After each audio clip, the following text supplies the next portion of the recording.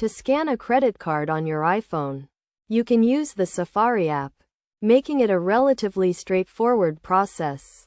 If you're having trouble figuring out how to save your credit card information on your phone, don't worry, it's easier than you think. To get started, go to Settings, scroll down and select Safari. Then navigate to General and choose Autofill. Toggle the credit card switch to the On position. Then select Saved Credit Cards. From there, choose Add Credit Card and select Use Camera. Position your credit card within the frame, and the camera will scan it.